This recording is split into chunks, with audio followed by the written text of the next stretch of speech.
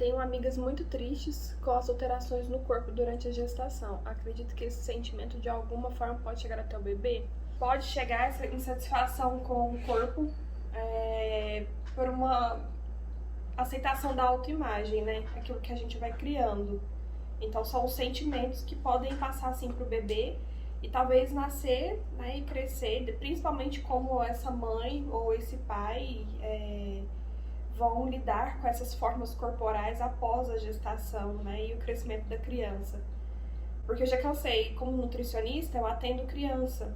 Então a criança ela vem com algumas falas do tipo, eu não vou comer isso porque dá celulite ou porque dá...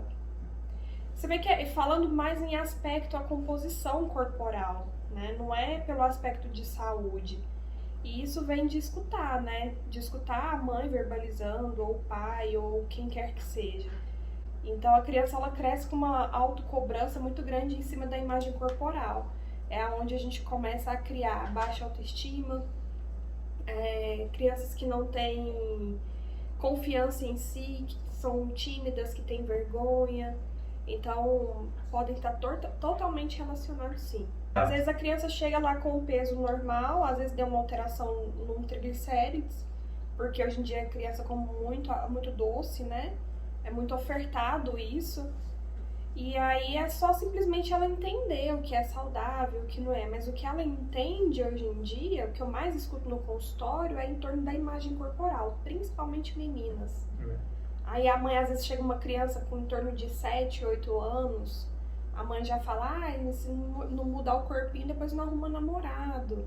Então já vem essa cobrança também em relação a uma forma, uma estética corporal, um padrão de beleza imposto, né, que muda a cada ano. E aí vem ficando cada vez pior, né? Então, a beleza é colocada na mesa, né? E aí essa beleza colocada na mesa, a criança vai comer menos ou comer mais. Uhum. E aí tem um problema sério em relação a isso, que tem a comunicação. Então, na comunicação, qual que é o problema? O que vem acontecendo? Por exemplo, a mãe ficou grávida, e aí ou não está empregado, ou ganha pouco dinheiro, ou até ganha dinheiro suficiente, não importa. O importante falar, nossa, será que eu vou conseguir pagar? Porque criar filho é caro. E aí come, e aí eu não sei se eu vou conseguir. E aí tem caso, dentro dessa parte biopsicossocial e emocional relacionada à comunicação, que o filho, né, para de comer porque a informação que foi passada para ele é ter filho é caro. E aí muitas vezes a criança para de se alimentar direito, ela para de crescer, porque assim, se eu comer, eu vou gastar, né, o dinheiro do meu pai e da minha mãe, vai se eles querem me dar embora. E isso é tudo de maneira inconsciente, né? Tanto o que o pai e a mãe pensa e faz em relação a isso, e como a criança age em relação a isso, né? Ou a criança até tem consciência disso, mas uma consciência muito imatura, né? Porque ela é infantil, ela é criança. E criança é dependente. Criança não tem independência. Criança é dependente do pai e da mãe, do adulto, até ele conseguir ter a sua vida independente, virando adulto também. E aí, como as pessoas que servem de referência falam não vai dar, a criança acaba se comportando de uma maneira assim, então não vou comer, porque comer é caro. Acontece muito isso quando a pessoa tem mais de um filho, né? Porque aí é comum, tem 2 filhos, por exemplo, aí o terceiro vem meio que de surpresa sem querer. E aí fala, nossa, mas agora esse filho, né, vindo assim, o que eu vou fazer? Porque já é pesado ter 2 filhos, e agora mais um, né? Como que a gente vai fazer? É um pensamento de escassez, né? E a escassez é trabalhada como escassez. E aí a gente vê que uma comunicação, ela mal sucedida, né? Porque ela foi bem feita. Bem feita no sentido, se comunicou e levou a informação. Mas foi mal sucedida porque não era aquela informação que a pessoa queria trazer. Os malefícios que isso acaba trazendo para o bebê, né? E para a família. E muitas vezes a mãe, principalmente a mãe, esse que é um problema. É um problema compartilhado entre o pai e a mãe, mas no início a mãe e o bebê é uma coisa só, né?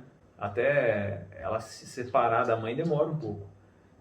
Então assim, a mãe acaba ficando estressada por conta do filho, e aí o filho fica estressado. E aí a mãe quer que o filho fique menos estressado, leva no médico e tal, ela não percebe que ela está causando aquilo com o filho, de maneira inconsciente. Não precisa se sentir culpadas. Não, mas responsáveis e sabendo que se você melhorar com isso, o seu filho ou sua filha vai melhorar também. Mas por isso que é importante. Normalmente eu acabo tratando criança, eu até trato criança, mas se não tiver uma conversa com o pai ou principalmente com a mãe em relação ao que está acontecendo, o resultado às vezes não é muito bom não, porque muda muito, né? E esse resultado com a mãe, essa comunicação, né? A Vanessa está falando agora há pouco de alimentação, que entra nisso também. Por exemplo, o leite ele é um pouco adocicado.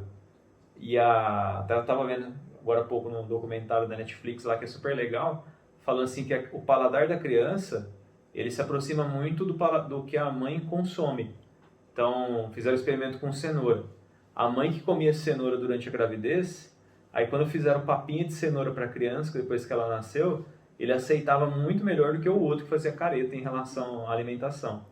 O gosto do alimento, ele passa pela placenta, né? Então, o bebê, ele sabe, ele identifica os sabores que a gente come e já vai gerando as suas preferências alimentares. Isso que o Alisson falou em relação a tratar a parte emocional da criança, né? Isso se estende também à parte nutricional.